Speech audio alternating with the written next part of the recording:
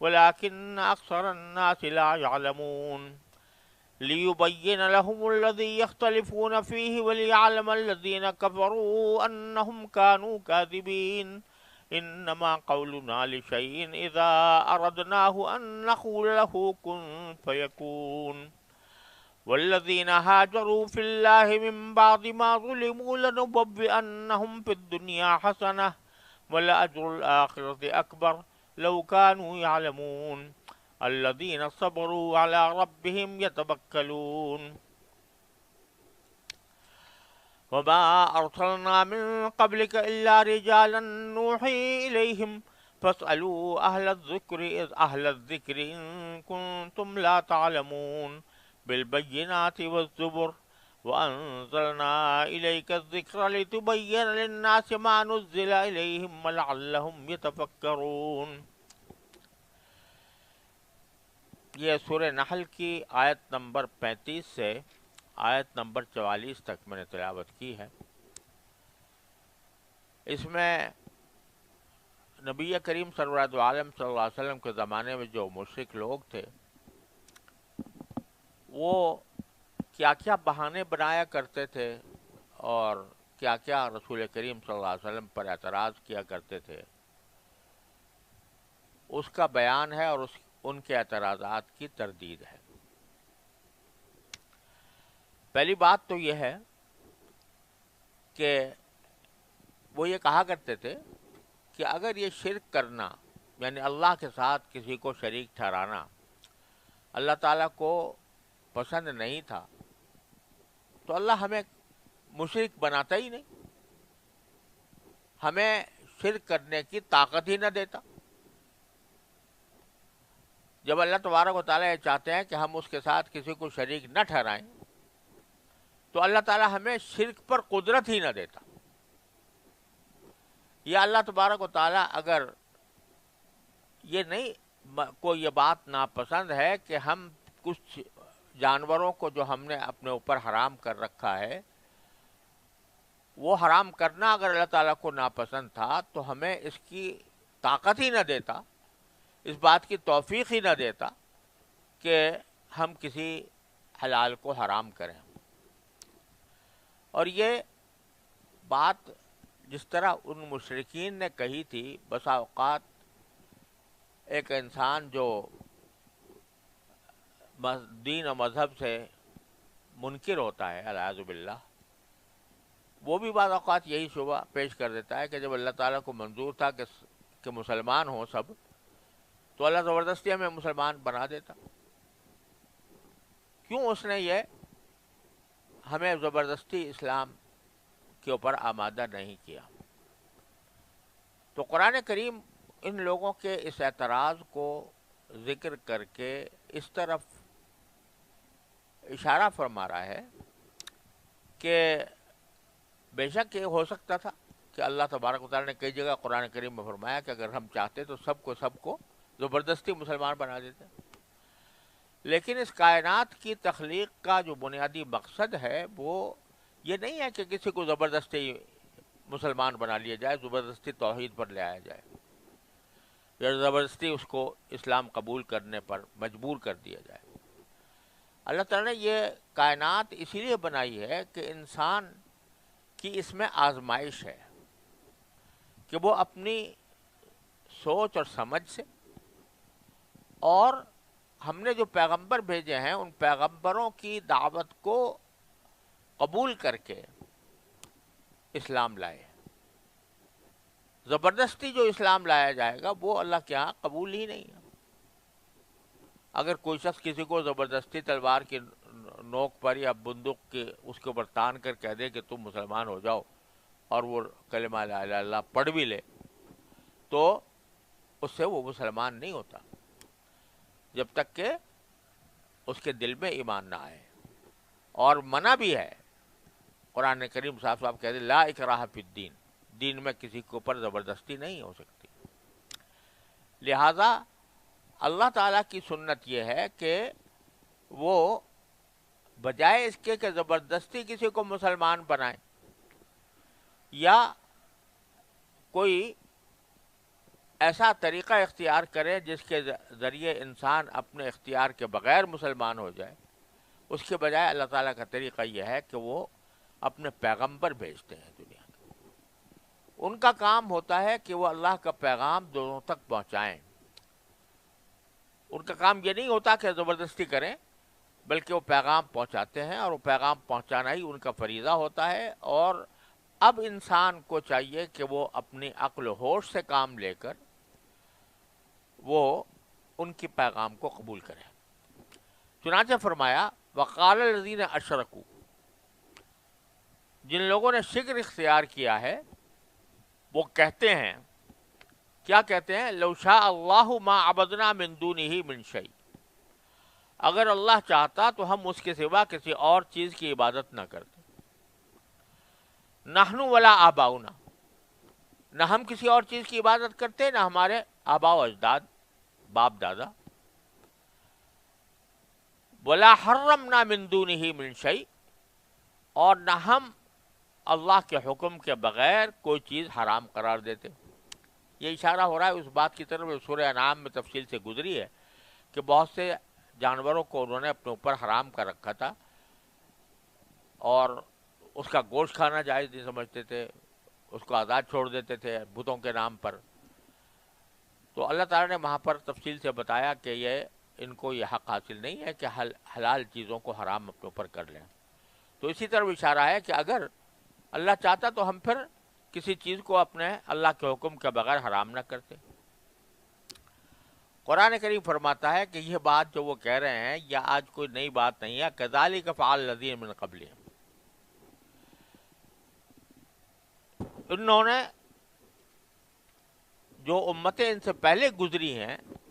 انہوں نے بھی ایسا ہی کیا تھا، یعنی یہ اعتراض کیا تھا۔ فَهَلْ عَلَى الرُّسُلِ إِلَّا الْبَلَاغُ الْمُبِينُ، اور واقع یہ ہے کہ لیکن پیغمبروں کی ذمہ داری اس کے سوا کچھ نہیں کہ وہ صاف صاف طریقے پر پیغام پہنچا دیں۔ یعنی یہ ہمارا طریقہ نہیں ہے کہ کسی کو زبردستی مسلمان بنائیں، بلکہ ہم ان کے پاس پیغمبر بھیجتے ہیں، اور پیغمبروں کی ذمہ داری صرف اس حد تک ہوتی ہے کہ وہ پیغام پہنچا دیں۔ کوئی مانتا ہے یا نہیں مانتا یہ ان کی ذمہ داری نہیں ہوتی۔ جن کے پاس پیغمبر بھیجے گئے ہیں ان کی ذمہ داری ہے کہ ان کی بات کو وہ گوش ہوش سے سنیں، اور سن کر ان کی بات کو جانچ پرکھ کر پھر ان کی بات کو قبول کریں۔ تو قرآن کریم نے فرمایا کہ وَلَقَدْ بَعَثْنَا فِي كُلِّ أُمَّةٍ رَسُولًا، چنانچہ ہم نے لوگوں کو زبردستی مسلمان بنانے کے بجائے ہر قوم کے اندر، ہر امت میں کوئی نہ کوئی پیغمبر بھیجا ہے۔ وہ پیغمبر یہ پیغام دے کر بھیجا ان اعبدوا اللہ، کہ اللہ کی عبادت کرو، واجتنبوا الطاغوت، اور طاغوت سے اجتناب کرو۔ طاغوت کا لفظ پہلے بھی گزرا ہے، لفظی معنی تو طاغوت کے ہوتے ہیں سرکش، طغا یطغا طغیانن سے نکلا ہے، جس کے معنی ہے کسی کے خلاف سرکشی کرنا، اور طاغوت اس سے مبالغے کا صیغہ ہے۔ اگر طغا یطغا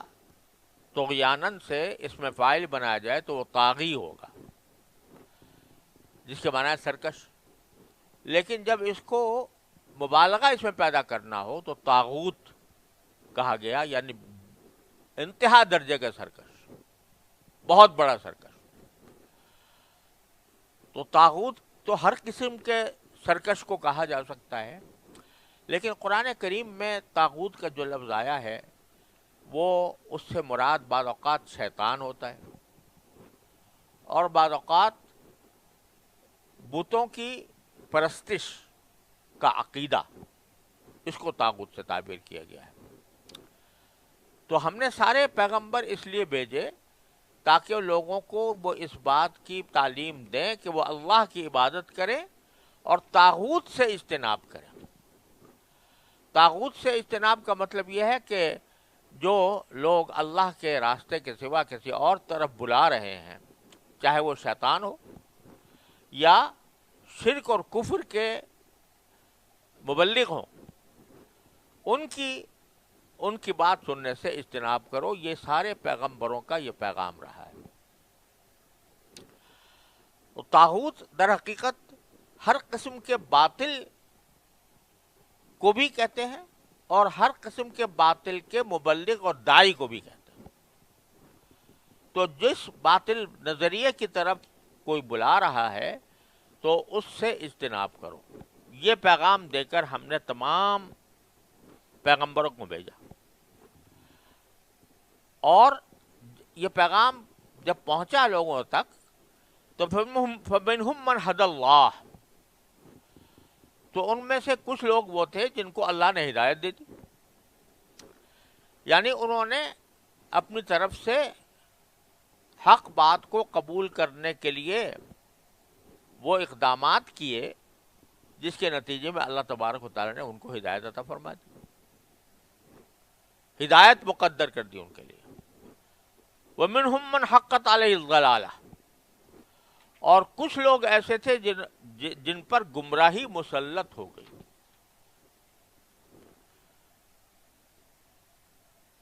اور یہ جو قرآن کریم نے مختلف مقامات فرمایا کہ اللہ تعالیٰ جس کو چاہتا ہے ہدایت دے دیتا ہے، جس کو چاہتا ہے گمراہ کر دیتا ہے، تو اس کے معنی یہ ہے کہ انسان تو اتنا عاجز ہے کہ وہ کوئی کام خود اپنے بلبوتے پر نہیں کر سکتا، یہاں تک کہ اس کا چلنا پھرنا اٹھنا بیٹھنا یہ بھی اللہ تبارک و تعالیٰ کی توفیق کے بغیر ممکن نہیں ہے۔ انسان کا جسم ہی اللہ تعالیٰ نے اس طرح بنایا ہے کہ جب تک اللہ تبارک و تعالیٰ کا حکم اس کے ساتھ شامل نہ ہو اس وقت تک انسان کوئی حرکت نہیں کر سکتا۔ آج کے اطباء بھی یہ کہتے ہیں کہ اگر کوئی شخص ہاتھ ہلانا چاہتا ہے تو اس کو پہلے دماغ سے اس کے سگنل آتے ہیں، تب وہ ہاتھ کی حرکت اس سے ہوتی ہے۔ خود سے اگر فرض کرو اپنی قدرت سے کرنا چاہے تو کوئی سگنل بند ہو گیا راستے میں تو وہ عضو مفلوج ہو جائے گا، ختم ہو جائے گا۔ تو اللہ تبارک و تعالیٰ تمام افعال کی تخلیق کرنے والے تو اللہ تبارک و تعالیٰ، انسان خود خالق افعال نہیں ہے، لیکن اس کی سنت یہ ہے کہ جو کوئی سیدھا راستہ اختیار کرنا چاہتا ہے اس کو سیدھے راستے کی توفیق دے دیتا ہے، اور جو کوئی غلط راستہ اختیار کرنا چاہتا ہے اس کو غلط راستے کے اوپر بھی چلا دیتا ہے۔ چلانے والا تو وہی ہے، کیونکہ ہاتھ اس کی مشیت کے بغیر ہل نہیں سکتا۔ لہذا اللہ تبارک و تعالیٰ بعض کو تو ہدایت عطا فرما دیتے ہیں، یعنی ان لوگوں کو جو انبیاء کرام کی بات کو سمجھنے اور سننے کے لیے تیار ہوتے ہیں اور ان میں طلب حق ہوتی ہے، تو اللہ تعالیٰ ان کو ہدایت تک پہنچا دیتا ہے، وہ ہدایت کے راستے پر چل کھڑتے ہیں۔ اور جن کے اوپر گمراہی مسلط ہو گئی، گمراہی مسلط ہونے کے معنی یہ کہ انہوں نے خود گمراہی کا راستہ اختیار کیا اپنے اختیار سے، اللہ نے ان کو اختیار دیا تھا فَمَنْ شَاءَ فَلْيُؤْمِنْ وَمَنْ شَاءَ فَلْيَكْفُرْ، لیکن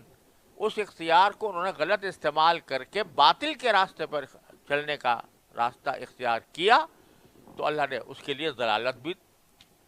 اس کے لیے تخلیق فرما دی، اس کے اوپر ضلالت مسلط ہو گئی۔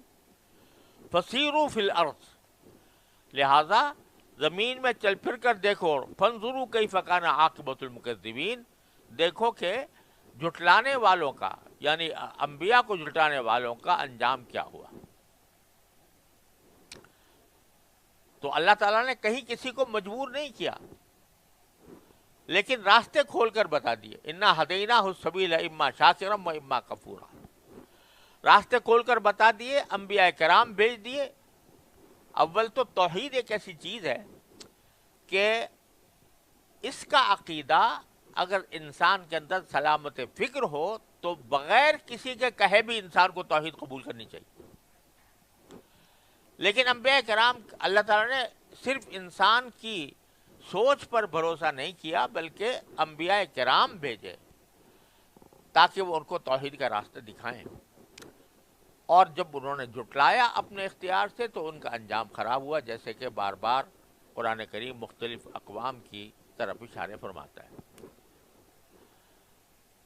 اب ظاہر ہے کہ نبی کریم سرورت عالم صلی اللہ علیہ وسلم رحمت للعالمین، جب آپ دیکھتے تھے کہ یہ مشرکین صحیح راستے پر نہیں آ رہے، تو ظاہر ہے اس سے آپ کو تکلیف ہوتی تھی، کیونکہ آپ تو یہ چاہتے تھے کہ سب جہنم سے نکل جائیں. جیسے ایک حدیث میں رسول کریم صلی اللہ علیہ وسلم نے فرمایا کہ میری مثال اس شخص کی ہے جس نے ایک آگ جلائی تو اس میں پروانے آ کر گر رہے ہیں، تو وہ ان پروانوں کو آگ سے بچانے کی کوشش کرتا ہے کہ کسی طرح یہ پروانے آگ میں گر کر تباہ نہ ہوں. تو میں بھی انسانوں کو جہنم کی آگ میں گرنے سے بچانے کے لیے اپنی کولیاں، اپنے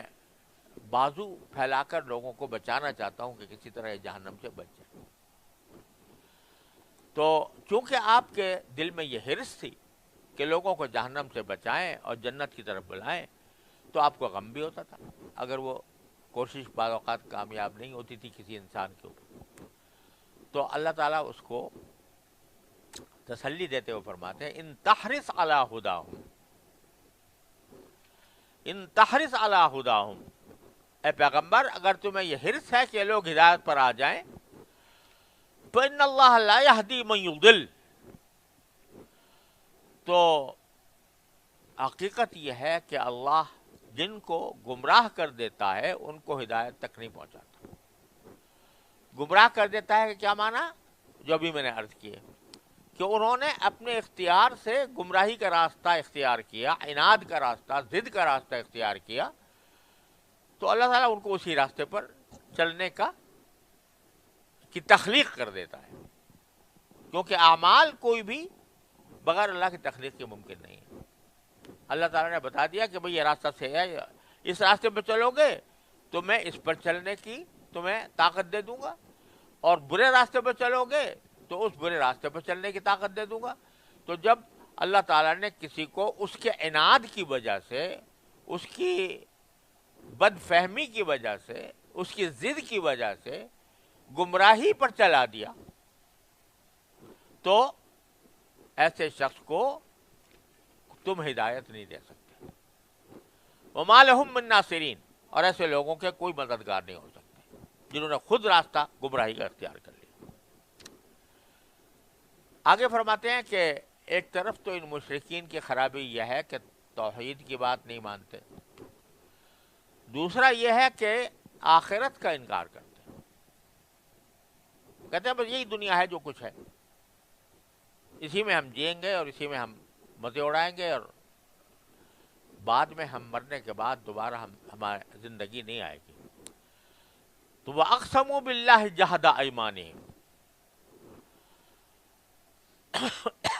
اور ان لوگوں نے بڑا زور لگا کر اللہ کی قسمیں کھائی ہیں. جہد ایمانی، قسمیں کھائی ہیں، قسمیں بھی بڑے زور لگا کر کھائی ہیں. کیا کھائی ہیں؟ کہ لا یبعث اللہ من یموت، جو آدمی مر جائے گا اس کو اللہ دوبارہ زندہ نہیں کرے گا. یعنی آخرت کے نہ ہونے پر ان کو اتنا زبردست یقین ہے کہ جس پر وہ زور لگا قسمیں کھا کر یہ بات کریں. بلا، قرآن کہتا ہے کیوں نہیں، تم جو کہہ رہے ہو کہ جو مر جائے گا اس کو اللہ دوبارہ زندہ نہیں کرے گا، بلا ضرور کرے گا. وعدن علیہ حقا،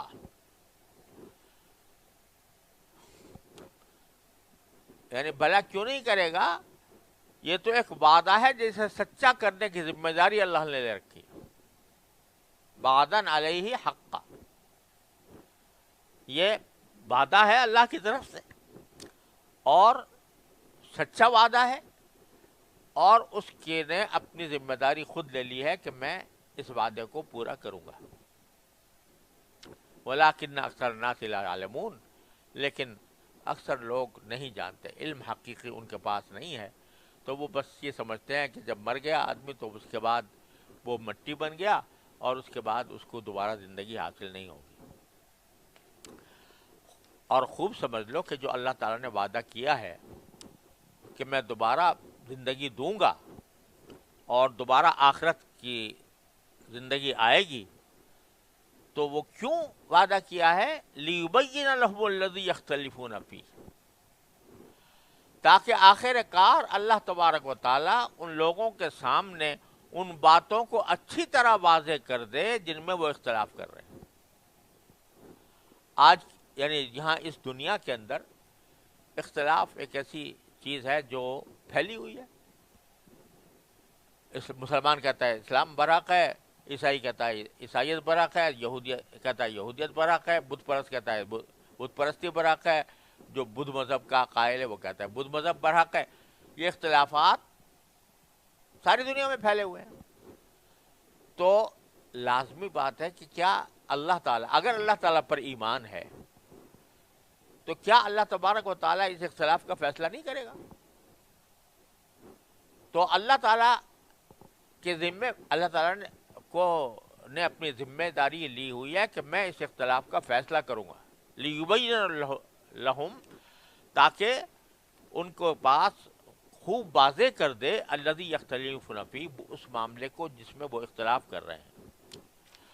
ولیعلم الذین کفروا انہم کانوا کاذبین،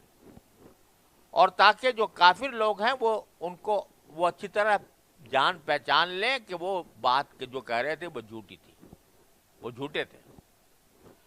تو حق کو حق ثابت کرنے کے لیے اور باطل کو باطل ثابت کرنے کے لیے یہ لازمی ہے کہ کوئی ایسا وقت آئے جبکہ اللہ تبارک و تعالیٰ دودھ کا دودھ اور پانی کا پانی کر دے کہ کون سی بات حق ہے کون سی بات باطل ہے۔ اگر یہ نہ ہو تو پھر خالق کائنات نے اس کائنات پیدا کیوں کی؟ پیدا اسی لیے کی کہ تاکہ آزمائش ہو اور حق اور باطل کے درمیان فیصلہ ہو جائے۔ جہاں تک اس بات کا تعلق ہے کہ بھائی لوگ کہتے ہیں کہ جی جو مر گیا مٹی ہو گیا اور ہڈیاں بھی مٹی بن گئی اور گوشت بھی ختم ہو گیا، وہ اس کا جسم ہی باقی نہیں رہا، جسم کا کوئی ذرہ باقی نہیں رہا، وہ دوبارہ کیسے زندہ ہوگا؟ تو انما قولنا لشیء اذا اردناہ ان نقول له کن فیکون۔ تو یہ تم اپنے اوپر قیاس کر رہے ہو کہ بھئی اگر کوئی جانور مر گیا تو تم اس کو زندہ نہیں کر سکتے، لیکن اللہ تبارک و تعالیٰ کی قدرت تو یہ ہے کہ جب ہم کسی چیز کے پیدا کرنے کا ارادہ کرتے ہیں تو ہماری طرف سے صرف اتنی بات ہوتی ہے کہ ہم اسے کہتے ہیں ہو جا، بس وہ ہو جاتی ہے۔ اللہ تبارک و تعالیٰ کی قدرت یہ ہے، لہذا یہ سوال کرنا کہ جی وہ اللہ تعالیٰ کیسے وہ زندہ کرے گا، یہ بالکل بے بنیاد بات ہے۔ یہاں تک ان کے اعتراضات کا جواب اللہ تبارک و تعالیٰ نے عطا فرمایا، اور اب مسلمانوں کی طرف روئے سخن ہے کہ یہ مشرکین مسلمانوں کو ستاتے تھے، اذیتیں دیتے تھے، پریشان کرتے تھے، ایسی عقوبتیں دیتے تھے جن کے تصور سے بھی آدمی کے رونگٹے کھڑے ہو جاتے۔ اس کی وجہ سے مسلمان اس بات پر مجبور ہوئے تھے کہ وہ مکہ چھوڑ کر کہیں چلے جائیں، ہجرت کریں۔ چنانچہ پہلی ہجرت صحابہ کرام کی حبشہ کی طرف ہوئی تھی۔ اس موقع پر یہ آیت نازل ہوئی جو آگے آ رہی ہے کہ اللہ تعالیٰ نے فرمایا والذین ہاجروا فی اللہ من بعد ما ظلموا، اور جن لوگوں نے دوسروں کے ظلم سہنے کے بعد اللہ کی خاطر اپنا وطن چھوڑا ہے، لنبوئنہم فی الدنیا حسنہ، یقین رکھو کہ انہیں ہم دنیا میں بھی اچھی طرح بسائیں گے، وَلَأَجْرُ الْآخِرَةِ اکبر،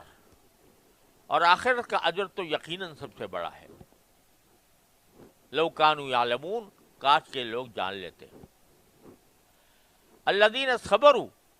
ان ہجرت کرنے والوں کی تعریف کرتے ہوئے فرمایا کہ یہ وہ لوگ ہیں جنہوں نے صبر سے کام لیا ہے،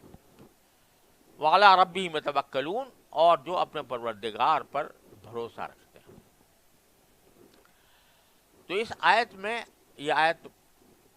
مفسرین کے مطابق یہ آیت نازل ہوئی ہے اس وقت جب کہ صحابہ کرام حبشہ کی طرف ہجرت کر رہے تھے، تو ان کی فضیلت بیان فرمائی اور ان کے لیے دو خوشخبریاں دیں۔ ایک تو یہ کہ ہم دنیا کے اندر بھی ان کو اچھا ٹھکانہ دیں گے،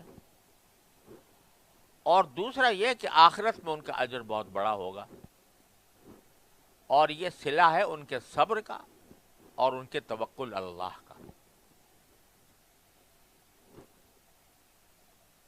یہ وقت ہے کہ ہجرت اگرچہ اس وقت فرض نہیں ہوئی تھی، لیکن بہت سے صحابہ کرام اس وجہ سے ہجرت کر گئے کہ اگر ہم یہاں مکہ مکرمہ میں رہیں گے تو ہم اذیتوں کا شکار ہوں گے اور اپنے دین پر عمل کرنا ہمارے لیے مشکل ہو جائے گا۔ جب رسول کریم سرورت عالم صلی اللہ علیہ وسلم کو بھی ہجرت کا حکم آ گیا اور آپ مدینہ منورہ ہجرت کر کے تشریف لے گئے، تو اس وقت شروع میں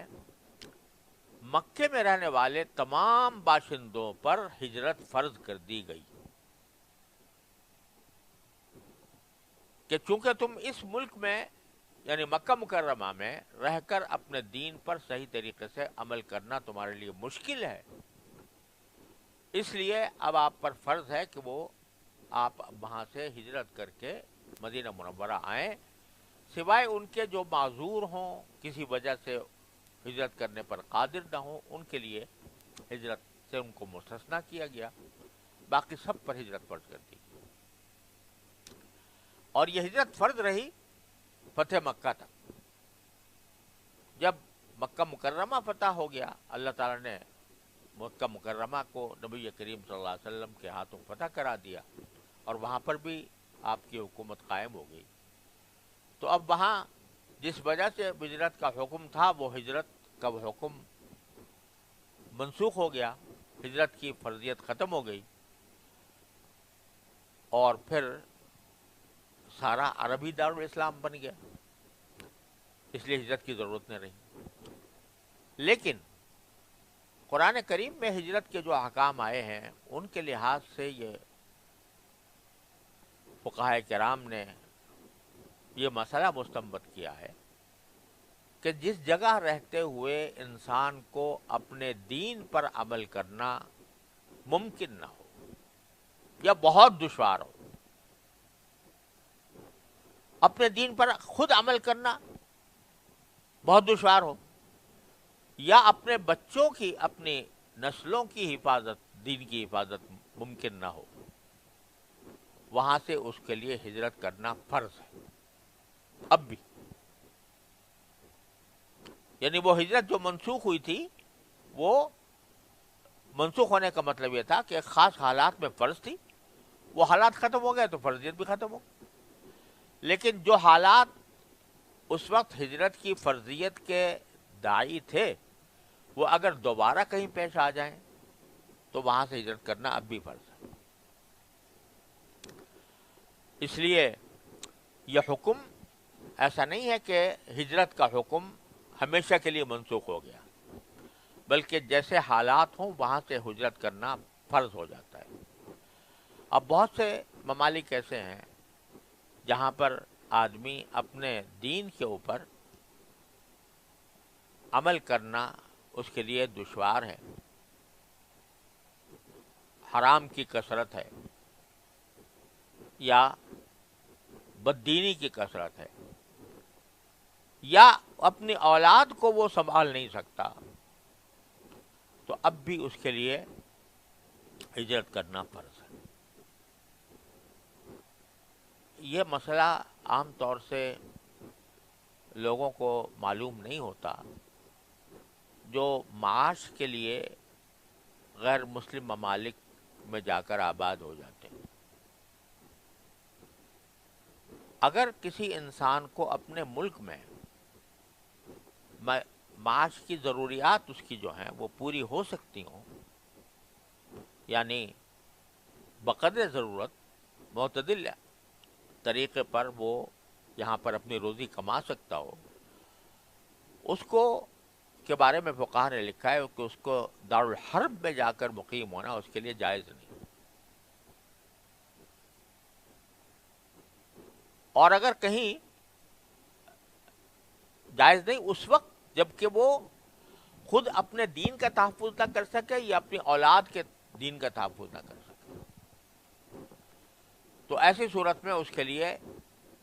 دوسری جگہ جانا اور جا کر زیادہ پیسے کمانے کی خاطر جانا، یہ اس کے لیے جائز نہیں ہے، ناجائز ہے۔ آج کل صورتحال ایسی پیدا ہو گئی ہے کہ خود مسلمان ملکوں کے اندر بھی بے دینی بہت پھیلی ہوئی ہے، لیکن اس کے باوجود اگر کوئی شخص دینداری کے ساتھ زندگی گزارنا چاہے تو وہ گزار سکتا ہے، اور اپنے بچوں کی تعلیم و تربیت اگر درست کرنا چاہے تو اس کے مواقع موجود ہیں۔ ایسے میں اگر کوئی شخص دوسرے غیر مسلم ملک میں جا کر آباد ہو جاتا ہے، اس کو اپنا وطن بنا لیتا ہے، اپنی نسلیں اس کے اندر پروان چڑھاتا ہے، تو بلا عذر ایسا کرنا جو ہے اس کے لیے شرعاً جائز نہیں، جبکہ اس کو اپنی اولاد کا اندیشہ ہو۔ اس میں کوئی شک نہیں کہ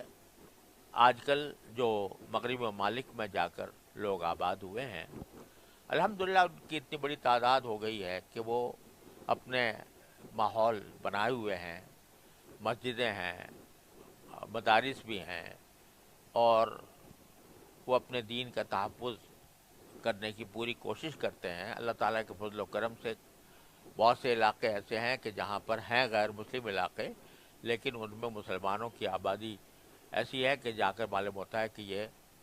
مسلمانوں ہی کا ملک ہے۔ الحمدللہ انہوں نے ایسا ماحول پیدا کر لیا ہے، تو یہ اللہ تعالیٰ کا فضل و کرم ہے۔ لیکن اب بھی میں سمجھتا ہوں کہ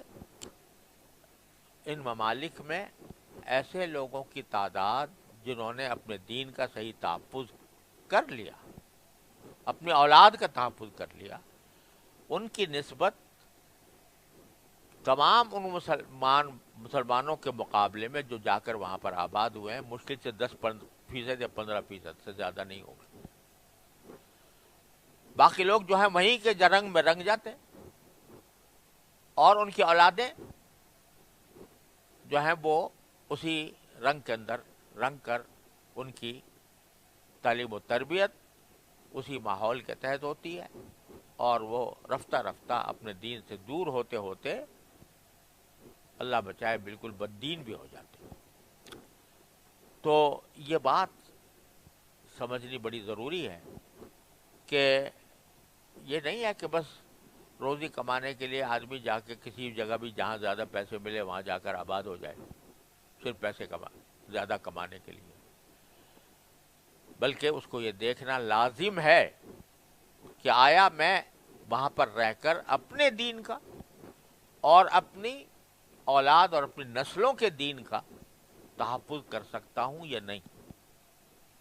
اگر اس بات کا غالب گمان ہو کہ میں کر سکوں گا تو بے شک اس کے لیے جائز ہے، لیکن جہاں اس کو یہ اطمینان نہ ہو تو وہاں پر اس کو کسی غیر مسلم ملک میں جا کر آباد ہونا جائز نہیں۔ تو جب وہاں ایسے لوگوں کے لیے ضروری ہے کہ وہ ہجرت کریں، ایسی جگہ پر ہجرت کریں جہاں وہ اپنے دین کا تحفظ کر سکتے ہو، اور اس کی اللہ تبارک و تعالیٰ نے یہ خوشخبری دی کہ جو اس کام کے لیے ہجرت کرے گا تو اس کو دنیا کے اندر بھی اس کو اللہ تعالیٰ اچھا ٹھکانہ دیں گے، یہ وعدہ ہے اللہ تعالیٰ کا۔ اور دوسری جگہ قرآن کریم فرمایا کہ مراغباً کثیرا وسعہ، جو اللہ کے راستے میں ہجرت کرتا ہے اللہ کے لیے کرتا ہے تو اس کو اللہ تبارک و تعالیٰ بہت اچھی زمین عطا فرماتے ہیں اور کشادگی عطا فرماتے ہیں۔ چنانچہ جن حضرات صحابہ کرام نے حبشہ کی طرف ہجرت کی تھی، پھر مدینہ منورہ کی طرف ہجرت کی تھی، تو اللہ تعالیٰ نے مدینہ منورہ میں ان کو ایسا ماحول عطا فرما دیا جیسا کوئی ماحول کسی اور جگہ تصور کرنا ممکن نہیں، اور آخرت کا اجر تو ہے ہی۔ اور پھر ایسے لوگوں کی تعریف یہ فرمائی کہ الذین صبروا، جنہوں نے صبر سے کام لیا، یعنی اپنا گھر چھوڑنا، اپنا وطن چھوڑنا، اور جہاں آدمی اچھی طریقے سے ٹھیک ٹھاک رہ رہا ہے، وہ اس کی جائیدادیں، اس کی زمینیں، اس کی باغات، اس کے ساز و سامان، اس کو چھوڑ چھاڑ کر ایک ایسے اجنبی ملک میں چلے جانا جہاں اس کا کوئی ٹھکانہ ہی نہیں ہے، یہ بڑے صبر کا تقاضا کرتا ہے۔ تو یہ صبر کرنے والے ہیں، اور پھر اللہ پر بھروسہ کرتے ہیں کہ کچھ پتہ نہیں کہ ہم جہاں جائیں گے وہاں ہمارا کیا انجام ہوگا، وہاں جا کر ہمیں روزی کیسے ہمیں حاصل ہوگی، لیکن انہوں نے اللہ پر بھروسہ کر لیا کہ اللہ نے جب ہمیں حکم دیا ہے کہ ہمیں جانا ہے، تو وہ اللہ پر بھروسہ کر کے اپنے گھروں سے نکل کھڑے ہوئے۔ تو اللہ تعالیٰ فرماتے ہیں ان میں دو صفتیں زبردست ہیں، ایک صبر کی کہ اگر اس راستے میں کچھ مشقت پیش آئی بھی تو اس کو ہم برداشت کریں گے، اور دوسرا توکل کہ اللہ تبارک و تعالی، ٹھیک ہے کچھ مصائب بھی پیش آئیں، کچھ مشکلات بھی درپیش ہوں، لیکن آخر کار ہمیں اللہ پر بھروسہ ہے کہ وہ ہمیں ضائع نہیں کرے گا۔ تو یہ دو صفات جب کسی مومن کے اندر پیدا ہو جائیں، ایک صبر کہ جو کچھ مشقت پیش آئے گی اس پر صبر کروں گا، اور پھر اللہ پر یہ بھروسہ کہ اللہ تعالیٰ میرے لیے خیر ہی کا فیصلہ فرمائیں گے آخر کار، یہ بھروسہ پیدا ہو جائے تو وہ بس دین کا ایک بہت بڑا حصہ اس نے حاصل کر لیا، جس نے صبر اور توکل کی صفات حاصل کر لی، اس لیے ان کی تعریف فرمائی۔ اب یہاں مفسرین نے اس پر بھی بحث کی ہے کہ جو سفر ہوتے ہیں ایک جگہ سے دوسرے جگہ، یا ایک جگہ سے دوسری جگہ جو آدمی منتقل ہوتا ہے، تو کون سا سفر واجب ہے، کون سا مستحب ہے، کون سا جائز ہے، کون سا ناجائز ہے، کون سا گناہ ہے، اس کے اوپر بہت تفصیل سے اس آیت کے تحت مفسرین نے کلام کیا ہے، لیکن اب اس وقت ختم ہو گیا۔ اللہ نے توفیق دی تو انشاءاللہ آئندہ صلی اللہ تعالیٰ علیہ خیر خلق۔